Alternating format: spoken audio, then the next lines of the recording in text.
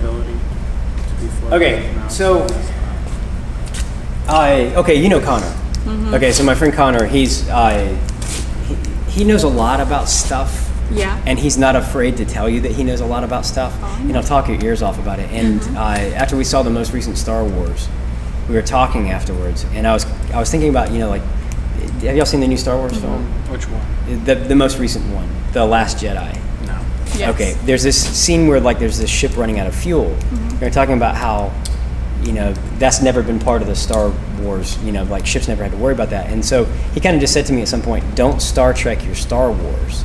That's kind of his geeky shorthand way of saying, enjoy the show, don't overthink the mechanics of it. Well, right now we're going to kind of have to Star Trek our Star Wars, because what we're trying to do is we want to make a good story, and we want to create effects like we saw in that video, kind of like that. But we've got to learn the Star Trek of it. So we've got to learn how it actually works, because in order to make it work well, you have to understand what's actually happening. Okay, so I asked you earlier if any of you guys had taken physics before, so that's a no. But you learned in earth science about luminescence. Okay, did you learn about electromagnetic radiation? We've learned about it before, just not in physics. Do you remember, what do you remember about electromagnetic radiation? There's different wavelengths, and then some of them are damaging because of ionizing radiation, and then the color spectrum is somewhere in the middle. Yeah. Okay. And other stuff. So when we talk about light, and I mean you're lighting. Okay, so if you're talking about light, you're talking about electromagnetic radiation. You're talking about these waves. Okay, so we all learned about waves. Do we all know this stuff? Yeah. Okay. Y'all make eye contact with me. I like eye contact. Okay, so there are these waves that are traveling through everything, and some of them are very long. For example, if you're talking about radio waves, they're very long, and they're passing through our bodies right now, but they don't cause any harm to us. They're just naturally occurring. Then there are the really short waves on the other end that are like gamma rays and X-rays that would be very harmful to you if you were exposed to them for a period of time. Gamma rays will kill you. And then somewhere in between is this range, this small spectrum that becomes what we call visible light. And so when we're talking about waves that are anywhere from 400 to 700 nanometers, and do you guys know what a nanometer is? No. What does that prefix nano mean? Small. It does mean small. How small is nano? Million? Even smaller. Billion? A billionth. Okay. I think that's one of the questions I had for you guys, so write that down because I would like for you to know that when I talk about nanometers. Yeah. Okay. So nanometers are a billionth of a meter. So the visible spectrum of light falls anywhere from 400 to 700 nanometers. Now what we're talking about today is ultraviolet light. So red falls on the low end of the spectrum. It's around 700 nanometers. And ultraviolet light is on the higher end, it's 400. So when we're talking about UV light, we're talking about even higher than that. Okay, so that kind of gets through that. When we're talking about the visible spectrum, there's that acronym that I think we probably all learned in middle school, probably elementary school, Roy G. Biv. Okay, so what does Roy G. Biv represent? The colors of the rainbow. The colors of the rainbow. Okay, so the colors of the visible spectrum. Although I think, haven't they done away with indigo? They've kind of said that's not really a thing. I've never seen it. I've never seen it. I don't believe in it. I've never seen it. So, so Roy G. Biv, red, orange, yellow, green, blue, indigo, violet, but they've done away with indigo, so we've got Roy G. Biv. But we're going a little bit higher than that, so we're going to talk about ultraviolet light. The term black light is kind of misleading. There is no black light. What is black light? Everything but black. There's no black light. All it really means is that you're using a spectrum of light, UV light, that is invisible to the eye. So there's no visible light being cast, but the invisible light is having an effect. And so that's what black light means, is we're just referring to UV light. Now UV light falls on this spectrum from 100 to 400 nanometers. And what we're going to be talking about is really 350 to 400 range, because once you get below that, you start talking about different kinds of UV. For example, there's 3 types of UV radiation. UVA, which is what we're talking about, that we use on stage. UVB, which is the middle range of that. And UVB is what gives you a sunburn. And then UVC, which we don't mess with at all. It would kill you. We do produce it here on Earth. In hospitals, they use these special UV lights that are designed to kill microbes, and that's UVC. UVC is produced by the sun, but fortunately, we have something that protects us from that. The ozone, exactly. Do you know how that works? Do you know the mechanics of that? Mm-hmm. So, do you know how? What's a good way to describe how? It's like it's a layer of ozone is a gas itself, and then it has like other gases, which are greenhouse gases most of the time. That it's just this layer around the Earth that it blocks radiation sometimes. Like sometimes it goes through, and sometimes it bounces back. But it also kind of traps heat and stuff on the Earth, so it has the greenhouse effect, and so it'll the lights go through it, and then they'll bounce off the Earth and bounce back to the ozone, and sometimes it goes back out, or sometimes it goes back in, and it just bounces back and forth, like the heat and the light. Okay, you gave us a nice explanation, like greenhouse gases and heat trapping and all that stuff. Yeah. Go back just a little bit and focus just solely like on the UV light itself. And what's happening is, you're right, there's ozone, but ozone is actually the product of what happens when that UV light comes in, because what happens is that dangerous UVC comes into the atmosphere, it hits oxygen, and oxygen is formed into ozone because it's deflecting that UVC. And so that's how we get the ozone that then protects us even further. So it's kind of this cool natural phenomenon that happens. Okay, so UVC is the dangerous stuff that that we don't mess with. UVB is what's used if you guys go to tanning beds, which you shouldn't probably, but that's what's used in there to tan you. And then UVA is what we're going to be talking about. So we're talking about the range from 350 to 400. And really there is this perfect frequency that we're looking for, and we'll talk more about that in just a second. Okay, so you've got what is black light. Okay, so the process that we're using on stage to make these things fluoresce is UV light is hitting something that has phosphors in it. Now, did you guys learn about phosphors in earth science? What is a phosphor? Oh, You don't remember what it is? Isn't it something like in a rock that reacts to light? It's actually in a lot of things, and yes, it does react to light. Okay, so I was talking earlier about wavelengths and these wavelengths. Well, light is one of those things that acts sometimes like a wave and sometimes like a particle.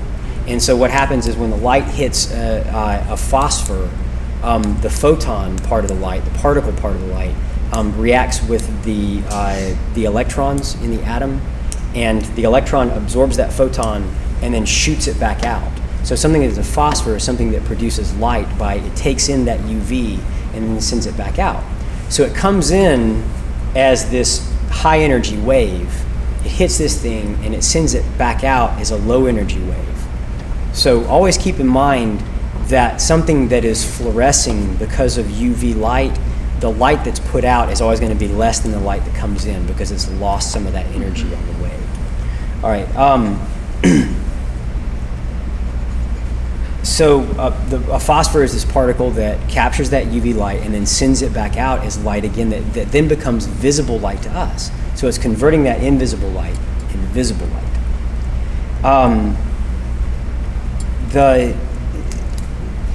What we're looking for in UV is, as I mentioned, anywhere really from 360 to 400. But once we get to 400, we're talking about the visible range of light. As a matter of fact, nowadays you can buy LEDs that are called black lights, like at Lowe's, but the problem is they're closer to the 400 nanometer, which is visible light for us. So fluorescing things don't work quite as well. And we'll talk more about that in just a second. Okay, so the best frequency that we're looking for is 365 nanometers to 368 nanometers. That's perfect for use on stage, where things really fluoresce the way that you want them to, and there's very, very little visible light reflected. Yeah, so 365 to 368.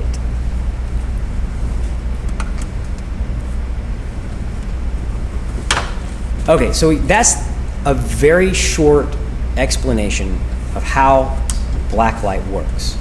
Invisible UV light comes in, it hits a phosphor, the phosphor captures that light and then sends it back out as visible light.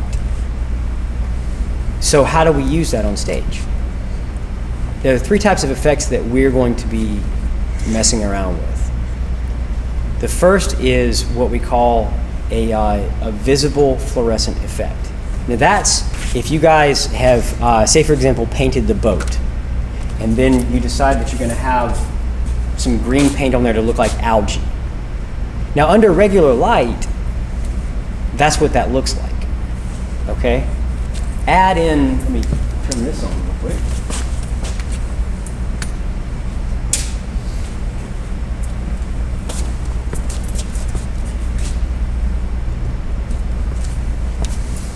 If you add in some UV light, it kind of pops a little bit. So it's a little bit brighter. Can you see the difference there? That's kind of lit up a Can we little turn bit. off the lights? We're going to turn off the lights in just a little bit because we're going to talk about invisible and other types of effects too. All right, so they just become a little bit brighter under the UV light.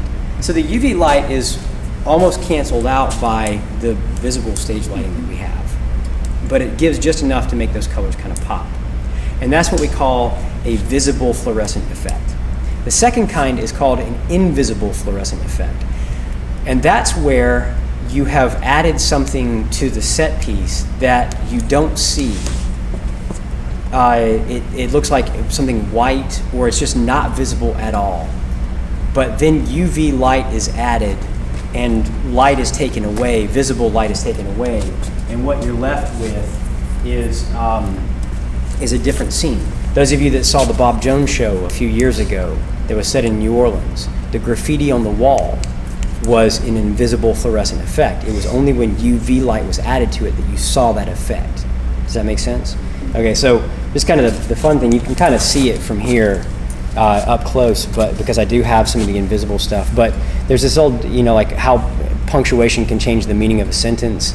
So if you have something that's just like, let's eat grandpa, it just sounds weird, right? Okay, but if you added a comma in there, it could change the meaning of the sentence. And so by adding a fluorescing thing that starts to shine that gets picked up, you can add that punctuation. Of course, that's just a goofy way of showing you guys how to add an effect like that into it. All right, the third type, so you got visible, which is the UV light is on, and it's kind of creating an effect. It just looks a little bit brighter than usual. You've got an invisible effect, which is where you don't notice it until only the UV light is on. And then finally, you've got a dual image effect, which is where the UV and the regular paint are on the same surface, and it changes by lowering the visible spectrum of light and raising the UV, or vice versa. And so what you're doing is you're just changing the way that something appears, even though you can see both the visible and the invisible.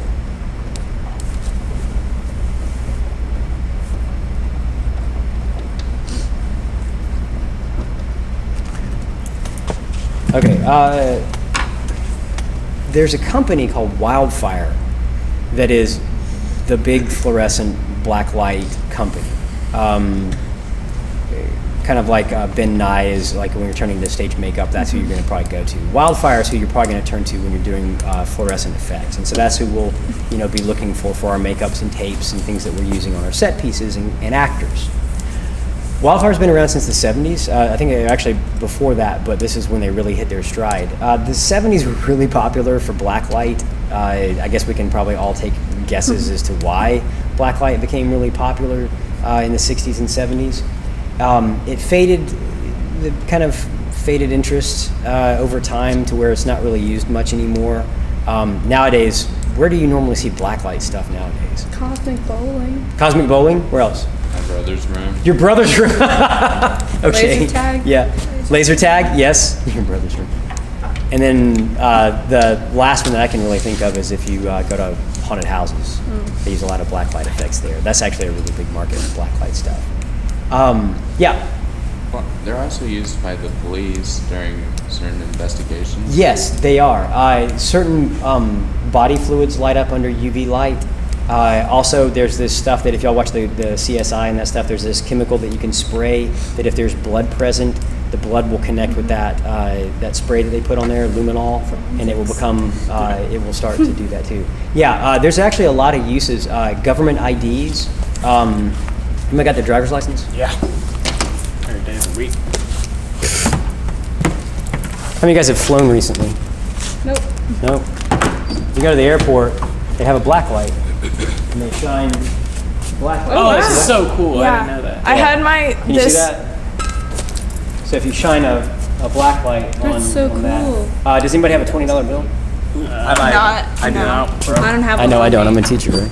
Lay it up. Do you? Yeah. Okay. Look at Wilson making that money. Get that coin, Wilson. Get All right, that thanks. coin. Okay, so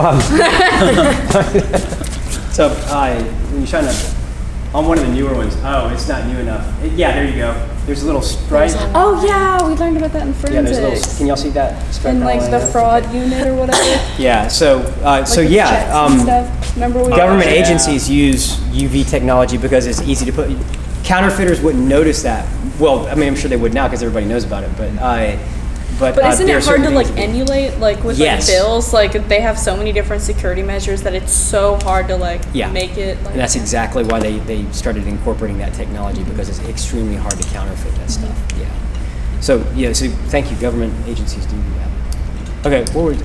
Wildfire. Back to wildfire real quick. Okay. So this company started up in the 70s, got really big, and they still produce this stuff, and they're kind of like the leaders in UV technology for theater use. And they've come up with this really good acronym to help you remember as you are deciding to incorporate blacklight technology in your theatrical production. And it's FLAME, F-L-A-M-E. And they all have a part that E kind of comes into effect. Flam. Okay, so the F in FLAME stands for fixture. Now, what was the perfect wavelength that we're looking for? 365 to 368. Yes. So what we're really looking for is that 365 to 368. I mentioned to you a moment ago that you can go to Lowe's and buy a blacklight bulb. The problem is, like this one. Y'all saw me turn this on. The problem is, do y'all see the little halo? Yeah. Okay, what this is actually producing is a heck of a lot of visible light, the 400 range, and very, very little UV light. And so they're really not good for anything. They might be fun at the house because they might make some things kind of light up if it's really close and it's directly above it.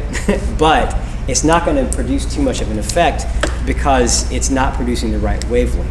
Okay. Some of the older fluorescent bulbs that we have, like that unit back there, is somewhere around 380. That does cause things to fluoresce, but it also tends to lend itself towards having a light that you can see on the stage. So we're looking for something 365 to 368. These two panels that we use are 365. At the top of the page, you have a spectrograph, and that's the spectrograph for those panels. And so what it shows is you can look at the tech information on a lighting instrument and figure out what spectrum are we getting. And you can see, okay, that peaks at 368. That's what we need. So that's what you're looking for when you're looking for fixtures. You want something that's going to get you to produce that 365 to 368 and very little else. I will turn off the lights in a minute, and what you'll see is because these are so close, we're going to get to that in just a second, that it does create kind of a visible light on the stage. The farther back we move, the better it will be. That brings us to the L in FLAME. L means length. So basically the distance between the lighting instrument and the thing that you are illuminating. So between that lamp and the painted surface, or the bottle of paint in this case. All right, so how far can you get so that you reduce any visible light, but still have a fluorescent effect? And so that's when you're talking about length. What's your perfect optimal use? Now, in our theater, we can't put these panels up on the catwalk and have it really work. Where do we put them? On the batten, You think on the batten? I guess. Okay. There's not necessarily a right or wrong answer. It's going to be kind of trial and error. Does it work better from the battens? Do we need to have them set on stands on trees in the wings pointed outwards? That might be something that we have to do. We just have to kind of figure it out. Where are those set pieces? Where can we put these instruments to light it up properly? Yes? Are we just using these, and are they strong enough? These two will be strong enough that if we can probably get most of the upstage. The problem that we're going to have is if we have a fluorescent effect that we want to use on the platforms that we built out into the audience. Where can we set it up and what can we use? Now, I've looked at getting what's called a high output unit, which would just basically, we could flood this room with UV light and just for those few moments. Now, we'll talk a little bit about it later on, but you do have to look on these fixtures. Some of them have cool down and warm up times. So for example, these panels, once you turn them off, if they've been running for a while, it takes 5 minutes for them to cool down to where they can restart. So if your scenes are within 5 minutes of each other, you can't turn them off. You have to leave them on or else you won't have the fluorescent effect. Nowadays, there are LED bulbs that can get you to 365 to 368, and they're instantaneous. You turn them on, they're on. You turn them off, they're off. It's a true blackout on those things. And they'll come right back on. But they're also exceptionally expensive. UV units can run anywhere from a couple of $100s to a few $1,000s in expense. So guess what we're not using? Yeah. So does that mean the fade down is 5 minutes? Or does it just mean like it's just like has to chill for like 5 minutes, but the light is off? Okay, the light goes off and it just has to, yeah. It just has to sit? cool Okay. down, yeah, Cool. in order for it to come back on. It also takes, for these units, it takes about 4 minutes for them to get to their optimum strength.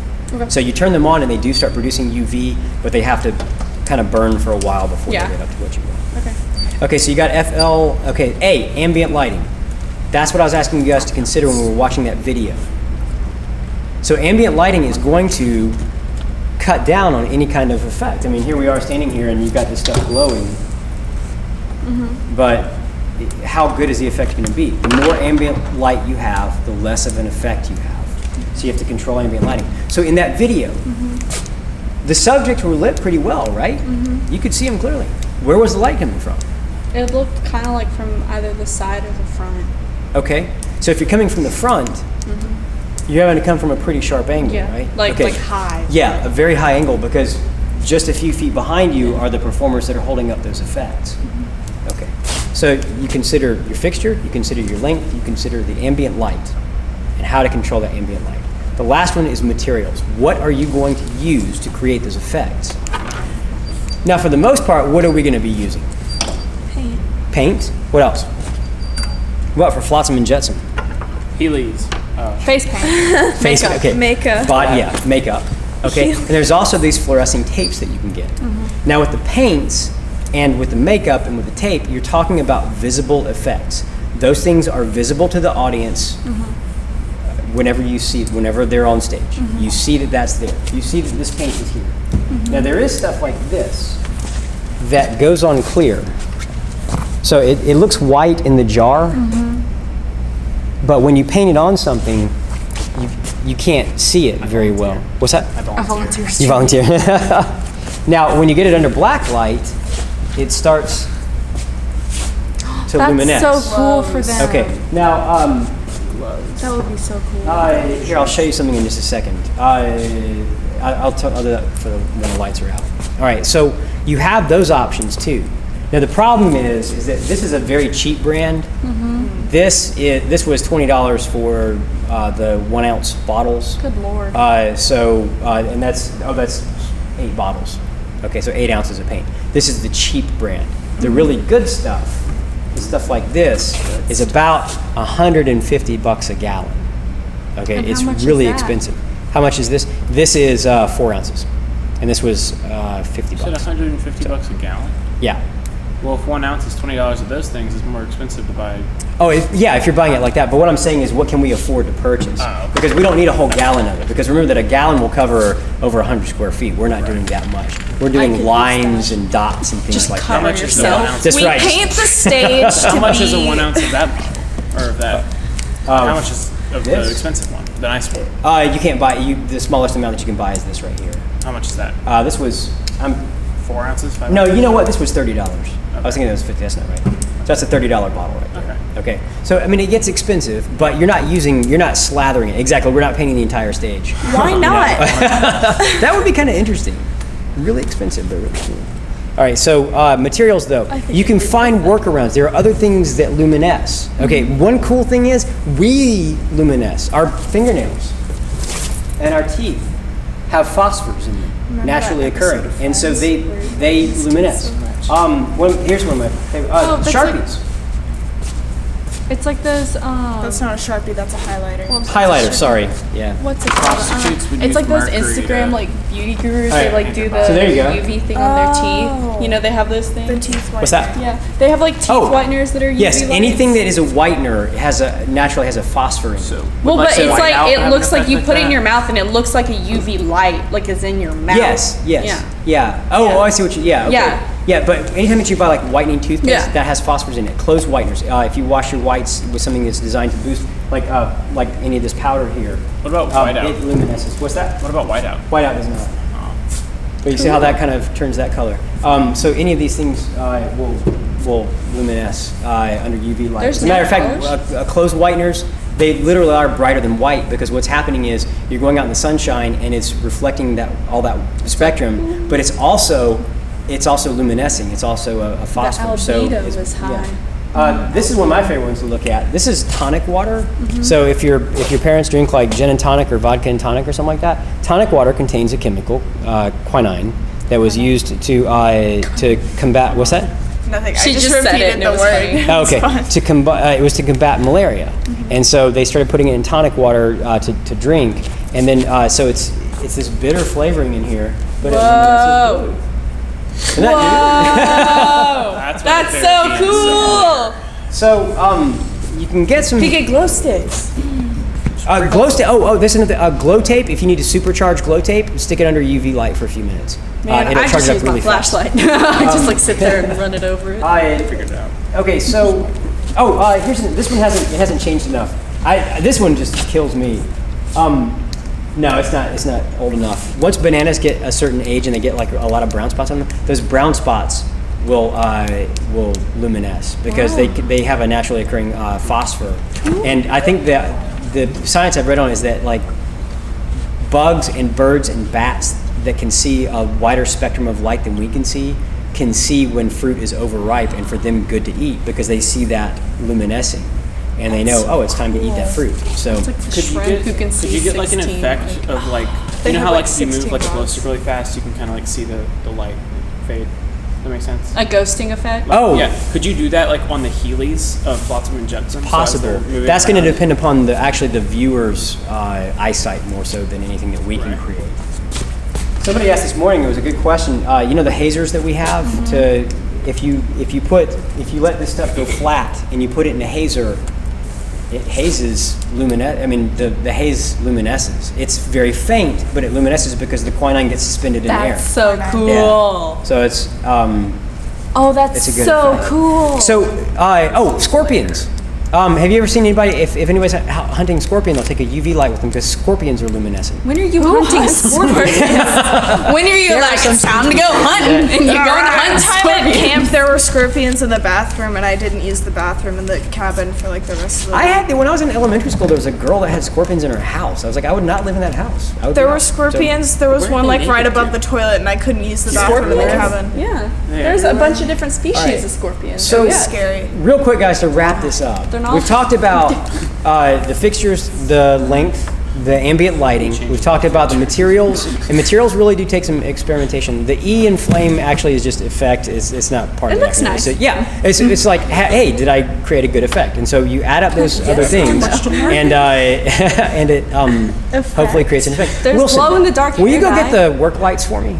Go kill the work lights for me. He's the Thanks. farthest from them. Well, I'm sure Jonathan is capable. I know, but I didn't. I'm sure you know. You should It's all get. about sound, you know. So. All right. Ooh. So guys, Spooky. a few things. Whoa, look at my shirt. Now, remember how I mentioned to you that Oh my gosh. that the length is important because what you're Yeah. trying to do is reduce the visible light that occurs. Yes. So we're close enough with these fixtures that you can see a little bit of visible light being cast on the black curtain and stuff like that. But what you could do is, like with the clock that the DeBerry's made, Yeah. you put the invisible fluorescent on the numbers, and then it lights up for you. Figured it out. So it's sky high when the guy reveals his glow effect. Let's see. It's just I that. just kind of was looking for things to paint in the classroom the other day, so I got the gnome and I painted his beard. But Nice. yeah, so the idea I think would be that if you had somebody buy a black curtain, Oh God. Oh God.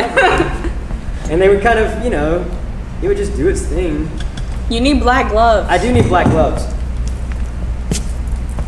And then the last one. I should have showed you all this before. That's okay. But all this stuff that that fluoresces nicely. So when we're talking about the kind of effect where you're turning the lights off. So I took the hand. And then I kind of just painted the Whoa. skeleton on. Wow, there. you're such an artist. Look at you. So if the lights are on, if you're shining regular light on there, it doesn't really That show is up. so cool. If you notice that you can kind of see this, like when you put glue on something and the glue Yeah. dries. Okay, they have something called a sheen leveler, which is a chemical that you can put on there to make everything kind of have that sheen to it, so that it hides the writing or the drawing that you have on there. Okay, so that's basically, guys, an introduction to black lighting. Any questions about that stuff? Is it dangerous? No, it's not.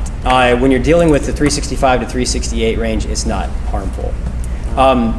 The only thing that I've ever had a problem with black lighting is that when you are a performer under black light, everything's kind of hazy, even when you have ambient light on. So like right now, I can see you luminescing your shirt, Allison, your sweatshirt is kind of luminescing, the papers are luminescing, but then there's this kind of haze, and it's just the way that our eyes react to it, but it's invisible light. Can I stand over there? Yeah. There is one thing, I don't know if you heard about this, but there's certain kind of like fluorescent things. I learned about it in earth science, where if you shine a UV light on it and then turn it off, it'll keep the glow for a little bit. Yes. Okay. Now that's true. That's what we call luminescence, and what that is so the UV radiation comes in, and instead of it being instantaneously released back into as light, it holds on to some of those particles and slowly releases them. Yeah. And so that's another thing that you can also use for some effects. Yeah. So like for the Little Mermaid, could we have they have bioluminescent algae? Yes. Like, that's a thing. Yes. Could we could sponge on some paint Yes. in Triton's thing? Yeah, And make and- it look like algae. Yeah, and also jellyfish. Yeah. Some of the students in first period are developing. As a matter of fact, you talk about this. This type of paint right here is actually created using. It's made with algae. Yeah, So yeah. This stuff I don't like using a lot of because it has a slightly fishy smell to it. Well. But that's why.